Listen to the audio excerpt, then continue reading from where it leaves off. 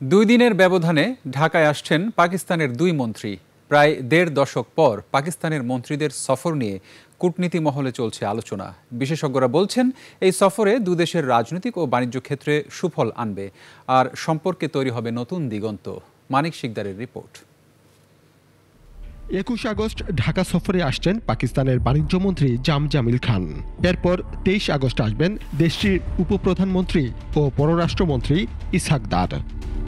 নতুন কিছু করা যায় কিনা, নতুন পার্টনারশিপ, নতুন জয়েন্ট কালেক্টিভলি করা যায় কিনা, যেটা দুই দেশের মধ্যেই, দুই দেশের জনগণের মধ্যে একটা বন্ধনও তৈরি হবে এবং দুই দেশের জনগণ অর্থনৈতিকভাবে লাভবান হবে। যেমন চীনের সাথে সম্পর্ক দরকার, পাকিস্তানের সাথে সম্পর্ক দরকার, রাশিয়ার সাথে সম্পর্ক দরকার, জাপানের সাথে দরকার, মার্কিন যুক্তরাষ্ট্রের সাথে দরকার। ২০২৪-এর ৫ আগস্ট আওয়ামী লীগ সরকারের পতনের পর পাকিস্তানের সাথে সম্পর্ক জোরদার করতে অন্তর্বর্তী সরকার সচেষ্ট। তারই প্রেক্ষাপটে পাকিস্তানের ব্যবসায়ী প্রতিনিধি দল ঢাকা সফর করেছেন।